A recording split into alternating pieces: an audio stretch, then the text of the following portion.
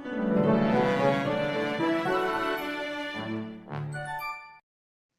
guys, Thomas & Friends 47 here, and today we're taking a look at the brand new Thomas & Friends All Engines Go Busy Books. Now, the Busy Books have always been kind of a favorite of mine because they have this great promotional artwork on the pages, and then of course they have little models of the engines and the nice playmat too. Let's see if this lives up to that same standard. You can see here on the outside of the book, you have these nice graphics of All Engines Go engines. Very, very cool on the top and bottom. Now let's take a look at what's inside.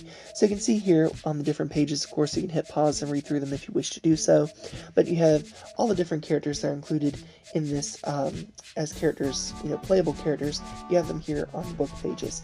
I think that's pretty cool, kind of showing them doing their jobs and stuff, little facts about them. I think that's pretty neat.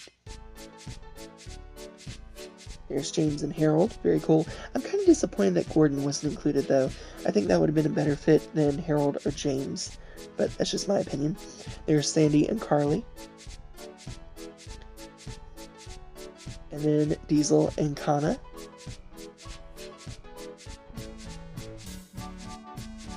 And of course all of the friends there on the last page. And here over on this side you can see different engines and a playmat. Let's take a look at the engines. Now these are different than the other Busy Books. Now of course Busy Books don't have a lot of detail, but this kind of feels under detailed. You can see that you have the nice molded lines for the cab windows and such, but the wheels aren't painted, the dome isn't painted. On the front you can see that you have the porthole details, you have buffer details that are molded in with a coupling hook. The face looks off to me. I think that's because they didn't paint the tongue or anything, they left it gray and it just doesn't really fit. On the other side here you can see, again, great molded in details, but nothing really filled in other than what you see. Here's a look at the top and the bottom. Alright, next up is Percy, and you can see, again, they're just lacking a lot of major details that really make these engines who they are. And you can see that, the number 6 doesn't have the lining around it, you don't have the boiler bands, there's paint missing from some spaces. On the front, though, the face is kind of cute, except for, the tongue, of course, being gray instead of the red, which is a little bit off-putting. Here's the other side. Again, wheels unpainted, and of course the cab windows molded down on the back but not painted. There's the top and the bottom. Alright, now next up we're going to take a look at Diesel. And Diesel, when I took him out of packaging, felt really weird. There's a weird texture to this paint. It actually almost made it feel like it was made of like wood. I don't know, it's just really interesting. On the face here you can see it's interesting, definitely memeable, I think. Here's the other side. One thing's for sure, the 3D faces do not translate well from 2D. I think they should have just printed the All Engines Go faces on here. I think that would have done a little bit better. And then here's Nia, and she's just so under-detailed. The only thing that's really here is the number 18 on the side, but she's missing that beautiful decoration that goes down her sides. I hate that, that's missing. There's the porthole details, but of course they're not painted. And then you can see the back of the engine there. Again, porthole details, but not painted. Here's a look at the top of the engine and the bottom.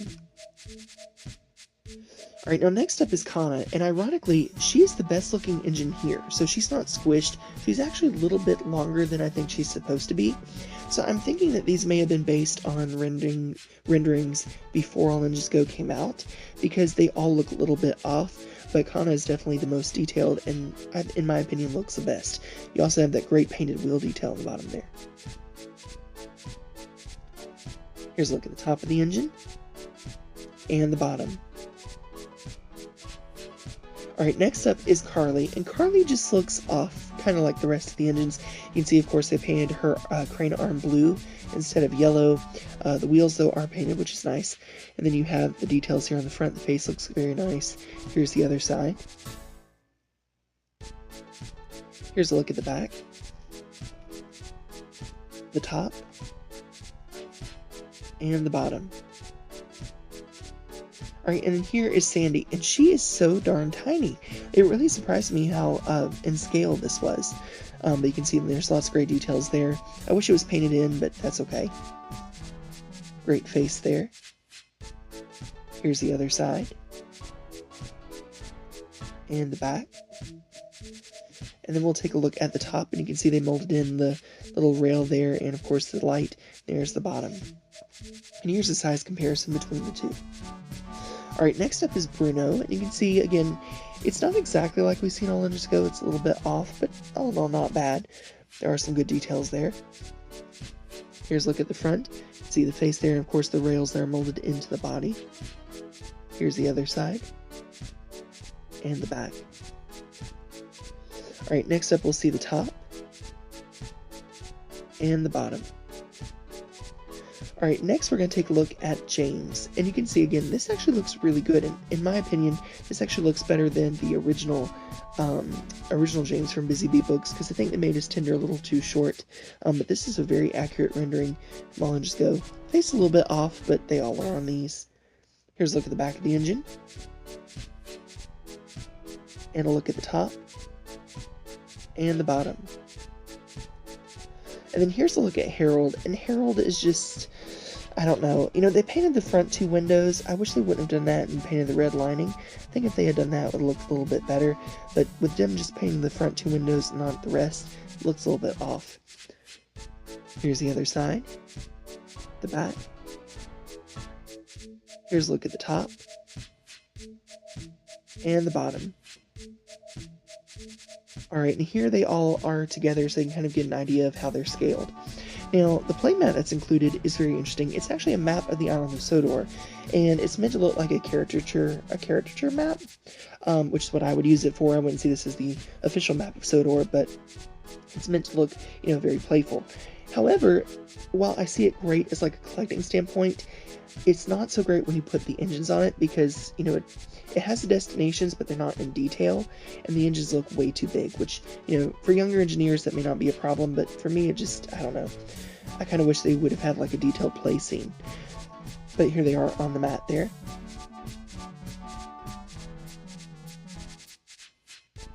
There's James and Carly and Sandy. Alright, so what are my thoughts on this book? Well, I'm going to tell you, I love the Busy books. I think they're great. I like the details in them. This one is a little bit off. I saw it last year, I think. I just never decided to get it. I saw it at my Barnes & Noble and was like, well, may as well pick it up. And, so yeah. So, I like them, but at the same time I don't. I think they could have done some more details on these. I think if they had gone with, you know, 2D faces and just printed them on there, not only would that have saved them money, but I think it would have looked a little bit better. And they put details in the wrong places. Like, you know, I think if they had not molded it in the details, but instead painted just a little bit more decoration on them, I think that would have made them look a lot better.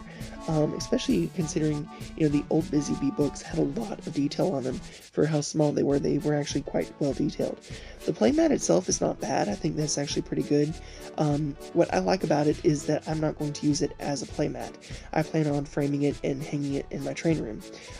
As a playmat, I don't think it works too well, simply because everything is too small, which, again, I know it's All Engines Go, and this is meant for younger engineers, but I don't know, I don't think it works as a playmat as much as it does a map of Sodor, which is, again, what I'm going to use it for.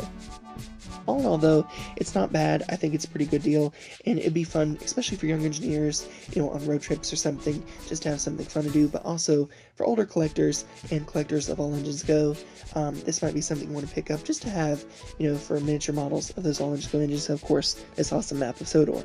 Anyway, that's my thoughts. Let me know what you think in the comments below, and I'll see you all again very soon. Bye for now.